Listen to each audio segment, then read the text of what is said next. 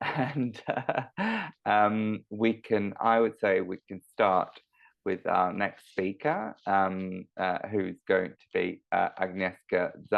I am sorry that I'm butchering your names and surnames repeatedly and over again. Agnieszka is going to talk about a relevance theoretic analysis of 4chan's poll board discourse dynamics. So we go back to the internet, am I right? And but a different kind of interaction, I would say. As far as I know, I'm not very much participating in that kind of dynamics, but I do know what it is. So Agnieszka, we're looking forward to your speech, and here's the floor to you. Thank you very much. I think I need to share. get the permission to share, because I think you would be able to try the share button at the bottom of your screen. It should be green, fluorescent green. Lovely. It's green. Yeah, we can all see it. We can all hear you. So here's the floor to you. It might be too big. Hold on. Can you push it down a little bit, perhaps? Or make it smaller? We can only see, I mean, at least I can only see like the lower part of your slides. Am I right? Has anyone got the same? Say echoes. Oh no, actually I do see it. No, it's my fault, Agnieszka. Sorry. First to you. Okay, thank you very much. So good afternoon. And in this presentation, I will analyze communicative practices on 4chan's poll board, the so-called politically incorrect board, through the lens of relevance theory. And I will argue that discourse on poll is not organized around the exchange of propositional information, but rather around performative identity signaling enacted through provocation, ambiguity, and echoic irony. And building on Sperber and Wilson's model of ostensive inferential communication, I demonstrate that meaning on poll is frequently constructed through weak implicatures, echoic utterances, and non-propositional effects. These practices subvert conventional pragmatic norms, illustrating how chaotic digital ecologies shape what counts as relevance in discourse. And perhaps a trigger warning is in order, in the sense that the quotations from the platform that I will share have not been sort of censored. I did not choose the more dramatic ones, but I will add the trigger warning for vulgarity and sort of violent imagery later on in the presentation. So to briefly introduce 4chan, I would like to say that the main point that I need for this presentation today is that its structural affordances, that is anonymity, ephemerality, and the absence of persistent user identity, all these features foster a communicative environment characterized by volatility and low epistemic accountability. Posts do not function as contributions to extended dialogue, but as tests of in-group fluency, contextual awareness, and effective positioning. What matters is not truth value, but rather the ability to invoke shared assumptions and generate resonant cognitive effects with minimal processing effort. This sort of falls in line with what has been described by Francisco Hughes as phatic internet, an opaque communicative environment where intended non-propositional effects may in fact play a significant role in the hearer's search for relevance. But before I get into 4chan, I'd like to briefly discuss what I need from relevance theory. As we probably know, relevance theory posits that human communication operates on the principle of optimizing relevance. Every act of ostensive communication presumes its own optimal relevance. Hearers interpret utterances by selecting the meaning that delivers the greatest cognitive effects relative to the processing effort required. The comprehension process unfolds through inferential operations guided by the communicative principle of relevance, and when encountering an utterance, the hearer retrieves relevant assumptions from memory, linguistic input, and environmental cues. Their interpretation follows the path of least resistance, where meanings are tested in order of accessibility, stopping when sufficient cognitive effects are achieved.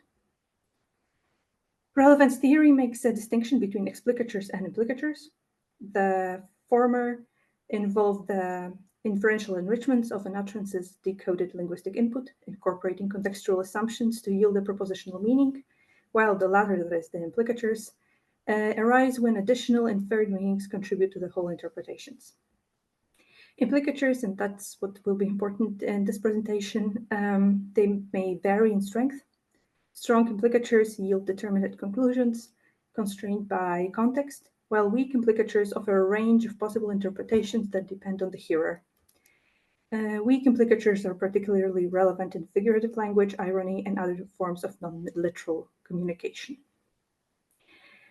And the second element that will be important in this presentation too is how relevance theory approaches irony. It is seen as an echoic dissociative use of language, where a speaker echoes a proposition while expressing a critical stance toward it. Understanding irony requires two inferential steps: recognizing the echoed representation and inferring the speaker's dissociative attitude toward that representation. While irony, especially weak, can be costly, it also plays a role in social identity and group affiliation as cultural capital, signaling in-group membership. Community-specific linguistic practices, such as in-group references, layered memes, and shared ironic stances, help shape discursive communities and can achieve cultural prominence despite having low epistemic value. By definition, irony understanding requires inferring an affect on the part of the speaker. Elements such as emotions or sensory cues affect interpretation and facilitate the derivation of cognitive effects, but without contributing to the truth conditional meaning of an utterance. The absence of extra-linguistic cues in online environments amplifies the inferential burden, making irony more prone to misinterpretation. In an impoverished context of computer-mediated communication on social media platforms, it is thus possible for an utterance to be interpreted as weakly ironic, even in the absence of any evidence that it was communicated as ironic, due to the instability of context and the cognitive requirement that inputs be relevant. Where propositional content is diluted into a host of weak implicatures due to the requirements of relevance, other factors, including non-propositional effects, play a more important role.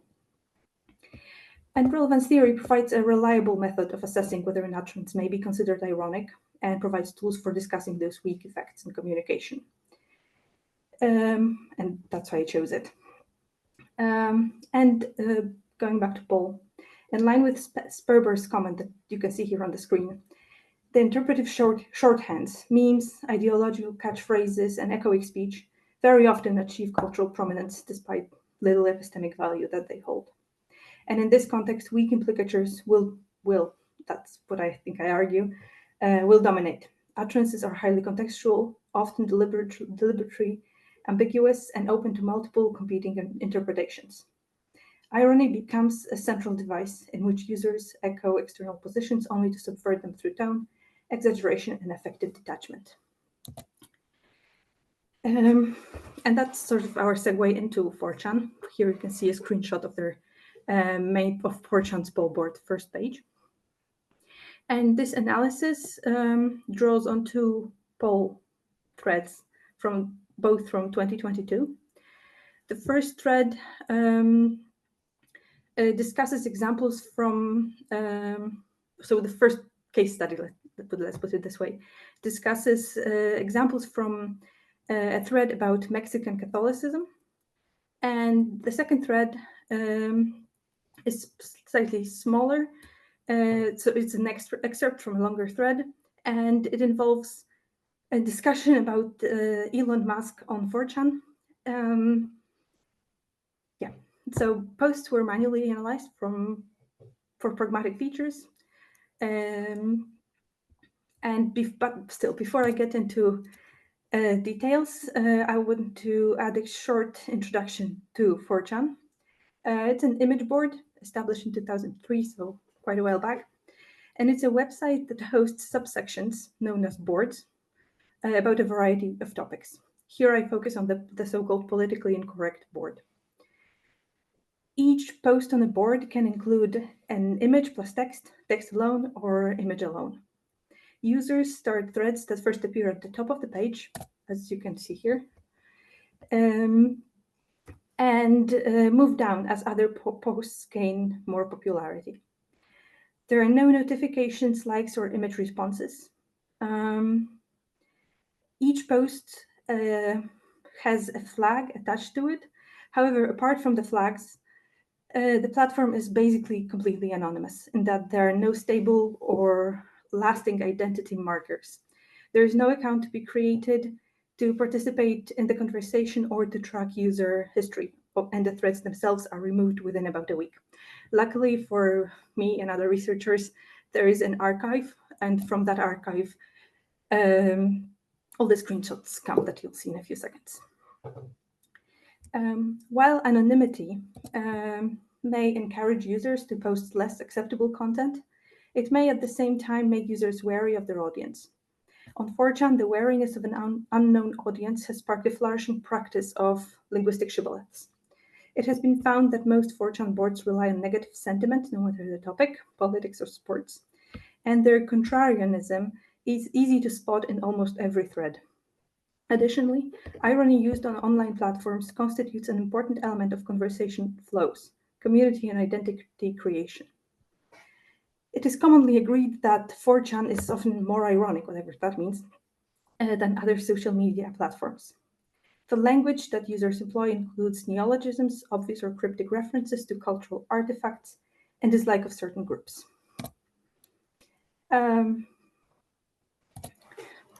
Sorry, I think I skipped a few slides, but I think we can move on to the first case study. What you can see here is the first post in a thread, in a new thread, posted by someone geolocated in Germany. The thread begins with an image and a semi-rhetorical question: are Mexicans returning to paganism? On the surface, this appears as an interrogative question. However, on poll, it acts immediately as an ostensive cue that activates shared ideological assumptions. That, for example, Mexicans are racially and culturally inferior, that Catholicism is impure or compromised, and that paganism indexes degeneracy. And rather than addressing the questions that are sort of implied by the original post directly, replies use it as a discursive stage for identity performance, aggression, and echoic ridicule. So in the first post that you can see on the screen, the explicature here, I think, is that there is a causal relationship between moral decline and civilizational collapse. However, the utterance's real cognitive effects lie in its implicatures, that moral discipline is defined in implicitly traditionalist, often racialized terms, that the speaker assumes shared cultural values with their audience, and collapse implies an imminent or ongoing crisis requiring ideological vigilance. This statement achieves relevance not through factual novelty, but by activating entrenched ideological script that is mutually manifest to in-group readers. Similarly, in the second one, the explicator appears to be straightforward. Conservatives are wrong in their assumptions. Well, let's put it this way: mainstream conservatives are wrong in their assumptions about cultural or religious affinity. However, again, there are many implicatures that are very context sensitive. They might be read as Hispanic religiosity is performative or syncretic rather than doctrinally orthodox. Their conservative views as naive and politically motivated, and perhaps also a shared understanding exists within the community that such narratives are tools of demographic appeasement rather than reflections of truth. Again, this utterance invites readers to update their assumptions, not based on argument, but through ironic contrast and insider knowledge.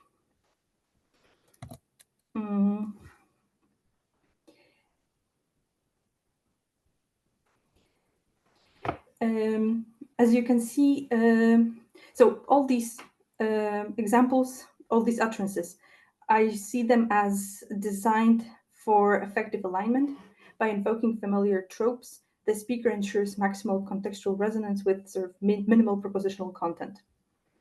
And at first glance, they do not appear to be ironic or even echoic to a large extent. They simply express views of the posters, sometimes alluding to cultural knowledge that board members share. The first two posts that you can see now on screen. The first one is just yet another response in the thread, and the second one is a response to that post. Court has never finished the job. The first comment generates an explicature that there was a job to be finished, implicitly conquest or domination. In the second comment is echoic in nature. It reproduces the semantic structure of the first, but marks it with associative irony.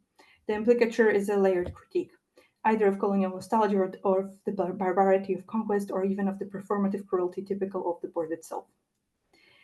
Irony in this context functions as both distancing and bonding. It signals the speaker's alignment with in-group interpretive strategies while disavowing sincere endorsement. And even seemingly corrective posts serve performative functions, as the one you can see on the bottom. It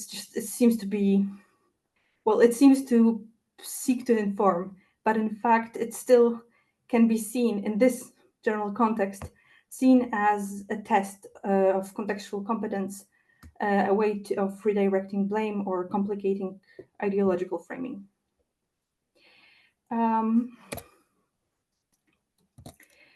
Some posts, however, do receive responses whose echoic character and tacit dissociations are fairly stable and easily visible. So you can see the first post and the response to it.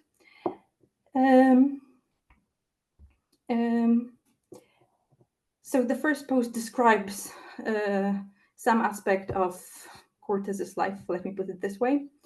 And the reply that it receives ironically quotes and reframes the original phrase, sorry, big balls, with sort of earnest religiosity, attributing Cortez's actions not to personal valor, but to divine providence.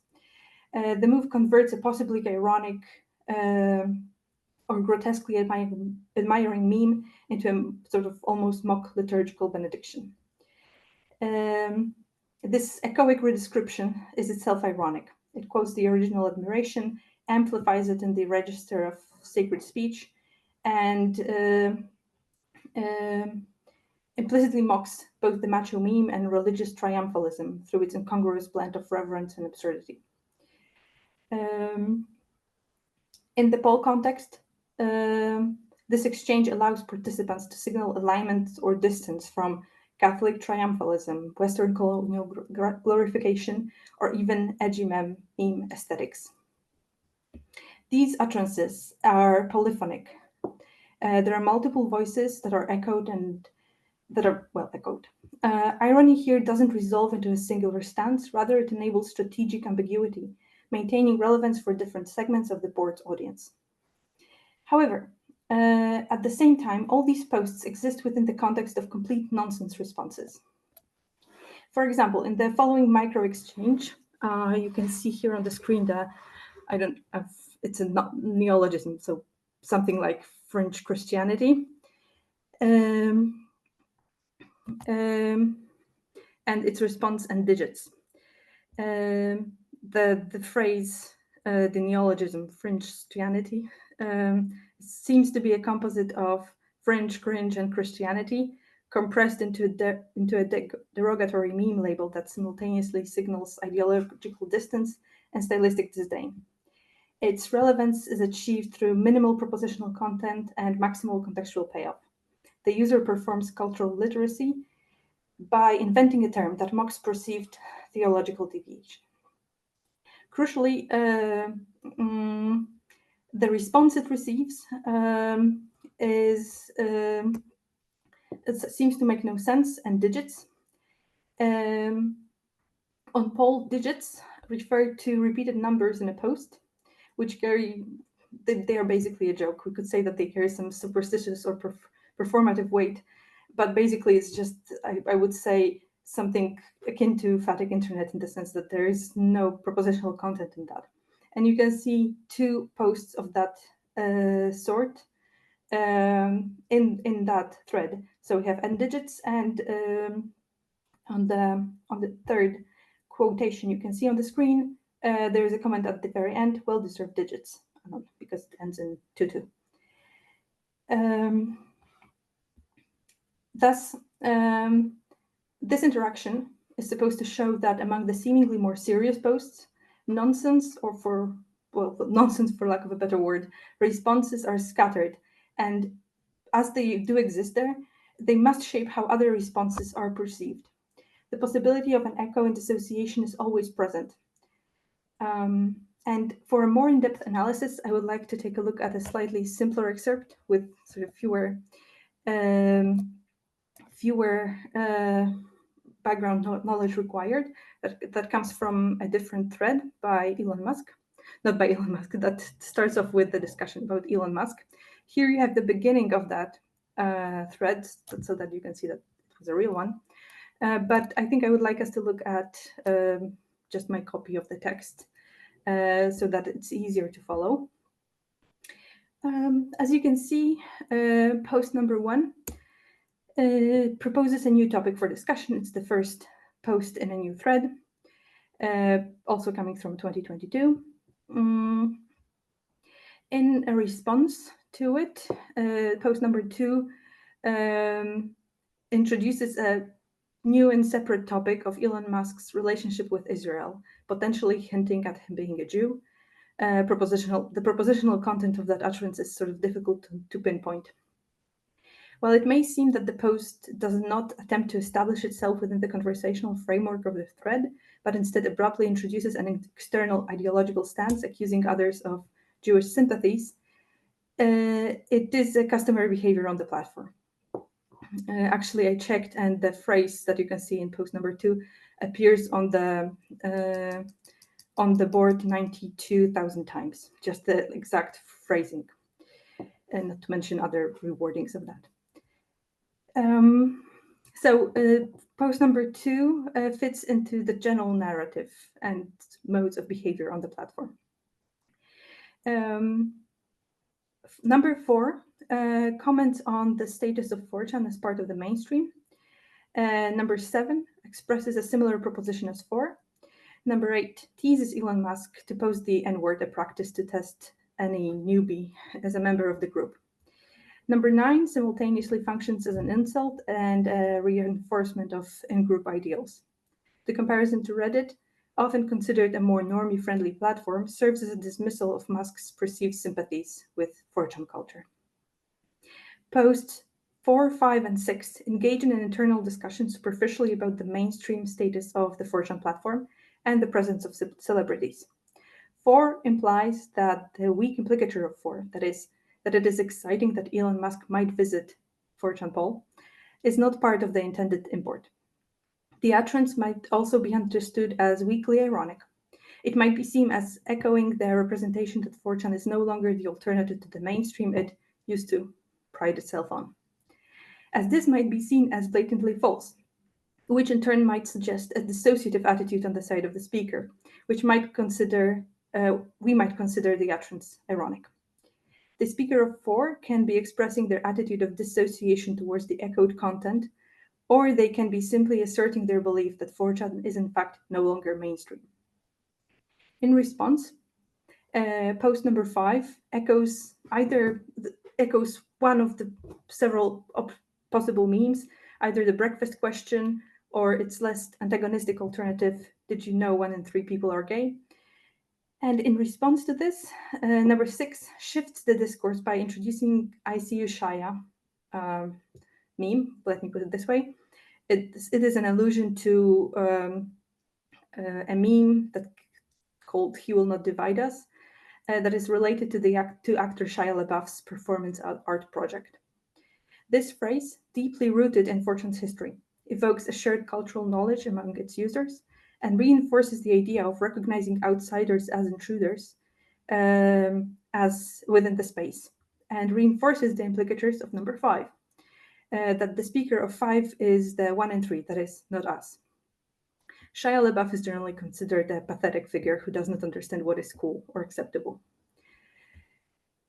The matter of weakly ironic utterances raised above can help shed light on the weak implicatures that stem from the exchanges in number 4. 5 and 6 both echo a discourse that requires internal historical knowledge on the side of the audience. Can the attitude of dissociation too that is required for an ironic reading be discerned? It seems that 6 uses the meme as a weapon against another user, implying that it aligns with 4chan's logic rather than distancing itself from it.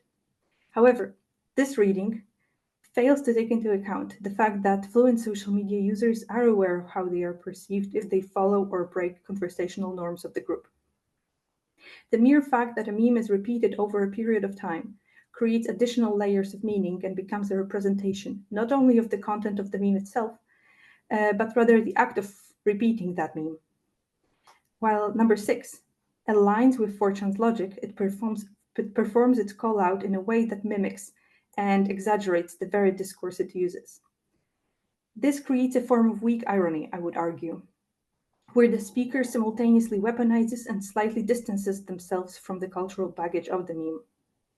It is also worth noting that the preceding comment, number 5, is both echoing of the "did you know 1 in 3 people are gay?" and potentially also dissociative towards the representation of that meme, that of searching for outsiders everywhere.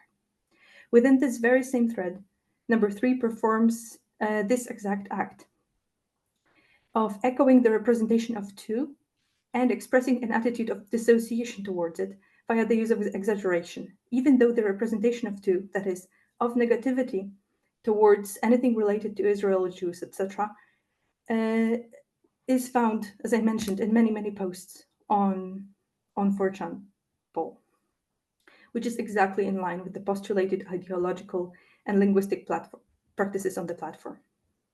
Naturally, if we expect natrons to only express a strong attitude of dissociation toward an echoed content, the conversation in 4 would probably not be considered ironic at all. However, as argued in earlier sections, weak implicatures play an important role in context-collapsed environments, putting the interpretive burden onto the audience. Thanks to this, the audience has more leeway too, in which implicatures they decide to respond to. The affordances of the social media platform, in this case, the practice of posting itself within a group, make it possible for those weak implicatures to be relevant as part of the entire utterance. In this way, 4 can and should, in my opinion, be considered weakly ironic. Otherwise, the description will simplify the communicative practice occurring on the platform. To sum up, I think I already... Agnieszka, thank you. Your time's up. Can you wrap up in 1 minute? Yeah, I was just about to do that, yeah. Yeah, lovely. Basically, discourse on poll is inherently fragmented. Threads do not process linearly, but veer into tangents, derailments, and inside jokes. These disruptions sort of serve as tests, probing users' cultural fluency and ideological positioning. But these are not digressions, they are the point. Thank you very much. Thank you, Agnieszka. Lovely talk. We've talked about memes again. I'll open the floor to any questions from the audience. Do you want to ask Agnieszka anything at all? Questions, comments? Because if you don't, I'll start off the debate. Oh no, we do have Angelica. Please. Hi, thanks for a very interesting talk. And my question for you is that in the beginning of the talk, you mentioned that irony is used both to distance and to bond. And of course, you didn't have a chance before to elaborate on that. And I would like to share this with you to see if my interpretation of this is the same as you see. Mm-hmm. So yeah, I would argue that, well, depends on which side of the irony you are. The irony that I see used on 4chan is as I think I mentioned, is sort of a case of a linguistic shibboleth. If somebody gets it, then they can be treated as an insider. But at the same time, it's a very good method of discerning who is not an insider. So it's a double-edged sword. And I think a case of that sort of leaked into the mainstream was the campaign "It's Okay to Be White," the infamous campaign back in a few years ago, that sort of spilled out from the internet to US campuses, also I think in Australia and the UK. So that was a phrase that it's sort of ambiguous from the point of view of the 4chan community. And since there is some sort of plausible deniability in the phrase itself, and the outsiders, so the people who took offense at it, not that I am not part of that group, but the outsiders, so left-leaning or perhaps mainstream people who read that phrase, took offense at it, not getting that there was irony involved and was supposed to be funny. So in that sense, irony both bonded the group and served as a means of as a means of disrupting communication with the outside group, and that's how I understand it. I'm not sure if that answers your question. Because I was thinking not only what you said, but also that is made on purpose to differentiate, because they have their own code to communicate with the same or from the same group, right? Yeah, exactly. Thank you so much. Thank you for the question. If there's no other questions from the floor, I'm going to ask you one, because you talked about being an insider and outsider to the group. What I find interesting, I mean, I was looking at the flags as well. You know, most of them were American, from the United States. But I did see some German flags, some UK flags there, you know, here and there. But I noticed that at the same time, the language that was being used was very much US English, conservative, Euros, or Cortez written with a Z. It's all very much, you know, to do with Americanisms, you know. It's interesting. So being an insider, actually, you know, due to this Americanization, both on a linguistic and cultural, you know, level, you know, it's to do with being basically within the US or within the dominant role of the United States in other national or regional cultures, I would say. Do you see that, or do you agree with it? Overall, I do agree. It's an American website, and it is so the language that, as you rightly mentioned, is very Americanized, and the cultural references are American. What happens, like as the "It's Okay to Be White" campaign that I mentioned, it started off in the United States. However, I would say, so at its core, I would say this is sort of American-centric. However, there are, I think this is sort of a coincidence that there were only posts from those countries. That's one. And second of all, those flags can be manually changed when one posts. So a person can change it. There are also some troll flags, like, I don't know, vegan person or something like this. I would say that there are other threads in which other viewpoints from other countries appear, but I would say they are in the minority. But they can be seen, and they are especially seen in more political and in posts that deal with current politics.